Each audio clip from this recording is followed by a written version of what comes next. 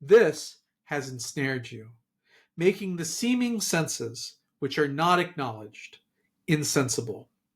For it has blocked them up with such gross matter, and has filled them with such loathsome pleasure, so that you do not hear what you should hear, and you do not see that which you should see. Hi, welcome to Coffee with Raymond. I'm Raymond, and that's my coffee. And today we're going to talk about the one, the all, and the none, which is a fancy way of saying three different sort of religious perspectives at once. So today is going to be a fun video. I'm going to talk a little bit about my spiritual journey. I think it's important to preface this with saying, like, I'm still on my journey, right? Like, in some ways, I'm just beginning my journey. I may be a little bit further along the path than others, but there are many people who are much further along the path than I am. So please take what I say with that in mind. I am not a prophet. I am not claiming some divine spiritual wisdom. I am just somebody who kind of went through some spiritual growth recently, and so we're going to talk about that. The long and the short of it is, I recently became a Christian again, and it happened after a long time of being an atheist. Like, I was an atheist for a long time. So this is the story of that experience. And kind of want to start off with a passage from the Bible. And it's going to take me a minute to find this, so give me a second here. All right, so to start this conversation, we're going to talk about the parable of the sower. And I don't mean the amazing book by Octavia Butler. I mean the parable that Jesus taught in the Bible. Jesus talks in parables. He taught in parables. And he says, imagine somebody's going out and they're throwing out seeds. Some seeds, they fall upon rocks. And when they fall upon the rocks, the birds see them and they pick them up and they eat them right away. So the seeds don't get a chance to grow, right? He says, well, some will fall also in like craggy, rocky areas where maybe they get some shade and there's a seed there and it can start to grow, but because it has no soil, it has nothing for the roots to plant in. And so once it finally springs up, the sun hits it and it dies and it withers away. And he says, but those who have good soil, that start with a really good foundation, those have a chance to grow and to really thrive. And then I think his disciples say, hey, why do you preach in parables? And he says, well, essentially people have a hard time listening and they have a hard time seeing. It's hard to listen when our emotions get involved. So if we speak in a parable, in a lesson, in a story, it becomes easier to teach because it becomes easier for people to learn and to listen and to pay attention to. So the point of the story, right, is that in order to have good spiritual growth in our lives, we have to have a really good foundations, and we have to have a purposeful intent around what we are doing and why we are doing it. I was 7 years old, maybe 8 years old. I was really interested in the Bible. I was really interested in Christianity and the church. And I actually begged my parents to take me to church. And, I want to go to church. I want to learn this thing. When you're 7 or 8, this kind of thing becomes very easy to believe in because you also believe in Santa and the Easter Bunny and all of these other fictional things. So it becomes very easy to believe in any kind of story. When I was, I think, 8, I was baptized in a Baptist church by a preacher. And that is the last day I ever stepped foot inside that church. And the reason is that that particular preacher made me very uncomfortable. And so I never went back. When I was like 11, 12, I started learning about science and I started learning about the universe, and I really started to understand astronomy and physics and chemistry and the actual reality of the world. I, like many young Christians, discovered evolution, started reading about Darwin and all these things that the church now demonizes. You can't believe in Darwin or evolution or whatever because it's a threat to your faith. And the thing is, it was a threat to my faith because it made me question things. It made me question the people around me, the adults around me. Well, wait, there's this system over here and it seems to make more sense. Oh, there's evidence for it. Wait a second, the adults are lying now. Why are you lying? You're not supposed to lie. You're not supposed to bear false witness. What I would get from people, religious teachers, people were supposed to teach me was, oh, that's fake, or that came from the devil, or, you shouldn't put any faith into that. I'm not going to recognize truth or reality before me, and instead I'm going to accept a fantasy that makes me feel good, that agrees with my preconceived notions about how the world and the universe works, whether or not that is built on any basis of truth. Here's the problem. I never had a problem with Christianity or the church or Jesus. I had a problem with my pastor. And I had a problem with all the adults around me who were willing to lie to me, who were willing to deceive me and bury their heads in the sand. That is why I left the church. And those same adults, by the way, I would listen to speak the most vile things of other people, the most vile, hateful things.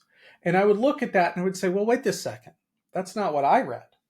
This doesn't jive with what I thought this was supposed to be. This feels false. And so I left. And so in my late teens, early 20s, all throughout my 30s, I did not really attend church, and I was actively hostile to the church. I was actively hostile to religion more broadly. I was hostile to any sort of religious or spiritual beliefs. But there was one particular belief system that I kept finding myself coming back to. One of the most influential books I ever read was Siddhartha by Hermann Hesse. I read that, I think, in 10th grade, and I read it twice. I loved it so much, I read it twice. And it is a fictionalized retelling of the Buddha's life. The Buddha was born of a pretty rich family. Some stories say that he was a prince. Some say he was just the son of a wealthy merchant. But he was born of really good fortune. And he was protected from being able to see suffering in his life. And then one day he went out on a journey and he saw people suffering. So he left his life in the palace and he became an ascetic because he wasn't happy being rich. He wanted to see if he could find happiness in being poor. Eventually, the story goes, he sat underneath of a tree, meditated for, I think, 40 days, and became an enlightened being. And a large part of this enlightenment was realizing that the answer wasn't to be completely rich, and the answer wasn't to be completely poor. The answer was somewhere in the middle. You could find happiness somewhere in the middle. And that always stuck with me. When I was at college, I started studying Buddhism a little bit. I would read a little bit about it. I would try a little bit of meditation. I would think about it, but I could not get myself to buy in to the Buddhist cosmology. I couldn't really bring myself to accept it. And then in my early 30s, I dug deeper and I really started practicing it. It brought a lot of good. It helped bring purpose and meaning to my existence. That was kind of the start of my way back into being able to find myself to have faith and believe in something. I found myself agreeing with a lot of things in Buddhism and believing it and truly seeing it as part of the actual nature of our reality as it is. I imagine there's still a lot more study for me to do. But I also decided that I was going to read the Bible. I was going to go pick up the whatever would be considered the most scholarly version of the Bible. I would go grab that version of the Bible and I would start reading it. And so I picked up the NRS View version, the New Revised Standard Edition updated. I read the Gospels. I read the 4 Gospels. I started the New Testament, read the Gospels, and I then prayed on a whim. I said, you know what? I tried to come up, and it felt so awkward, and it felt so weird, and it felt so false when I did it for the first time. I was like, what am I even doing? And I did it. And, he called me. In fact, I'm pretty sure that a large part of my life leading up to now was had a purpose. I think I'm somewhere between Presbyterian, Methodist, and Quaker, maybe a Quaker. I said I wasn't going to read much. I do want to read this. This is something that spoke to me. I don't know where I'm going to put this in the video yet. So this is book 7 from the Corpus Hermeticum. Whither are you being carried, O men, drunk as you are, having swallowed neat the word of ignorance, which you cannot keep down, but are already vomiting up? Stop and be sober. Look up with the eyes of your heart, and if all of you cannot, then at least those of you that can should. The evil of ignorance now floods the whole of the earth and completely destroys the soul confined to your body, not allowing it to be brought into a safe harbor. Therefore, don't be carried down by the great flood, but make use of the tides. Let those of you who can find safe harbor bring your ship in, and seek one who will lead you by the hand to the gates of knowledge in your heart.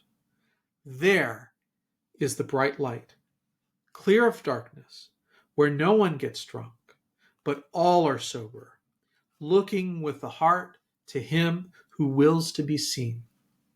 He cannot be heard, he cannot be uttered, nor seen by the eyes, but by the mind and of the heart.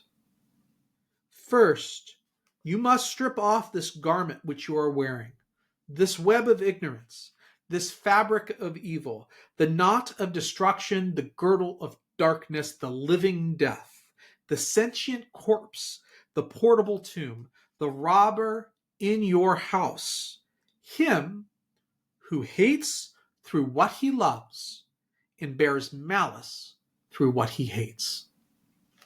Such is the hateful garment that you wear, which binds you down in itself, lest when you look up and see the beauty of truth and of the supreme good which lies within, you should hate the evil of this garment and realize its treachery. This has ensnared you, making the seeming senses, which are not acknowledged, insensible. For it has blocked them up with such gross matter, and has filled them with such loathsome pleasure, so that you do not hear what you should hear, and you do not see that which you should see. I can think of few religious passages that I have read in a long time that speak of today in the way that that book 7 of the Corpus Hermeticum, speaks of today. Here's the book. It's called The Way of Hermes. And what this is it's a series of writing, religious writing. This is a religious book in the sense that this is a religion that was written around Ptolemaic Egypt, around Iron Age. You had what was sort of a cult of Hermes that was in Alexandria at the time, northern Egypt. Hermes is thought to be a syncretism, a combination of the Greek god Hermes and the Egyptian god Thoth. He's a mythical character. I don't know if he ever existed, but he's given a title. And that title is Hermes Trismegistus, which means the thrice great Hermes. Thrice great. Why is Hermes 3 times great? So this video is titled The All, the One, and the None. And the reason I titled it that is because there's something similar in software development, and we call it the 0, 1, or any rule. The 0, 1, or any rule. The idea is anytime you have a function, you have some bit of behavior in your software you're going to give it some things, and then the function's going to do some stuff, and then it's going to output something. The thing in outputs can either be nothing, can be one of something, or it can be infinitely many of something. I start off believing in one thing. When I inspect that thing and I ask adults about that thing, it feels like fantasy to me. So I'm going to accept nothing. I went from one to accepting none. And I have lived in the perspective of an atheist for a very long time. And then I moved into the perspective of the all. Christians might think that Buddhists worship the Buddha. Buddhists don't worship the Buddha. Buddhists see the Buddha as a teacher, as a guide, as someone that can help them on their spiritual journey to somewhere else. They don't even see the Buddha as like a messianic character, right? He's just a dude that became enlightened, that learned some interesting skills, and then taught those skills to other people. That's really the extent of how a lot of people, most people, see the Buddha. The word that they use is tathgata. Tathgata. It means teacher. It means teacher. The Buddha is a teacher. What's interesting about what the Buddha taught is he didn't accept that there was one God. He didn't accept that there were no gods. He said there are infinitely many gods. Yeah, all of them exist. That was the Buddhist solution. The Buddhist solution was, no, I'm not going to debate you about whether your God exists or not. Your God exists, but your God is also suffering. Your God is trapped in the same system everybody else is trapped in. The only difference between them and you is that they're a God and you're immortal. It means that the Buddha can accept anybody's belief system as a default. Yeah, I accept it. You believe in God? Great. That's great. God's great. Awesome. These rules and this spiritual pathway and these lessons that I'm teaching you still apply. They're still useful to you. There are infinitely many gods. All of them are valid. There are infinitely many cosmos, infinitely many kalpas, eons. In Buddhism, they're called kalpas, but they're incredibly, incredibly long periods of time. So that is the spirituality of the all. And then I am back to the spirituality of the one. I see one God above all others, and that is the God of creation, the God of all, the God that is within us and around us. The reason these three perspectives are valuable is because the three different perspectives require a completely different acceptance of your own mortality and the ultimate outcome of your own being. So if you believe in God, and you believe in Jesus, and you believe in or Allah or Yahweh or any variant thereof of El, you probably think there's an afterlife. And you probably think that afterlife is pretty good. It could be anything in your mind. Streets paved with gold, parties all the time, nonstop worship and joy. It's a lot of things to a lot of different people. But I think a lot of people follow that path because that's what they desire. They desire an afterlife. They desire eternal life. They desire to live forever. That is what is being sold to most people at the end of the day. Atheism is different. In atheism, you don't believe in anything. You don't believe there's a God. You don't believe there's a hell. You don't believe there's a heaven. You think there is nothing before you and there will be nothing after you from your perspective. Like, obviously, the universe will go on. People will still exist. But you won't be a part of it. You will have no experience of your consciousness after death. You will just be in oblivion. And this is a terrifying thought to most people. And after a while, when you're an atheist, you have to struggle with this. What does it mean to live a good life if there is no one after this? How do you define your moral system if you don't base your morals off of the ancient text, right? Turns out you can totally base your moral system off of just what is right and what is wrong, right? You don't need the Bible or any sort of religious text to teach you morals. They are very good moral guides, but you can do without them. And then you have the perspective of Buddhism. And Buddhism is a little bit different. Buddhism says all of the gods exist, but you won't remember them. Buddhists believe in rebirth, not reincarnation. Your consciousness does not persist after death in the Buddhist belief system. You, whoever it is that you think you are, you don't really exist. You as a person, the self, Raymond, right, is an illusion. And once your body no longer exists, the illusion will also dissolve into nothing. You get pretty comfortable with this thought after a while if you become a Buddhist, because your life becomes different. It becomes about giving other people meaning. If there's nothing after for Raymond, then what's the point? It takes a long time to learn that point. I can't teach it in a 30-minute video, but there's a point. It brings us full circle to where I am now, which is all three. I am all three. I believe in the one, the all, and the none simultaneously. All three of those perspectives require a radical acceptance of some deeply uncomfortable things. And once you accept those things, you start to see things a little differently. All right. Thank you for tuning in to this week's Coffee with Raymond. As always, I'm Raymond. This is my coffee. Thank you for joining me. If you like my content, please like this video, subscribe, share it out with your friends, leave a comment, let me know what you think. Thank you for tuning in, and I'll see you again next week. Have a good one. Peace.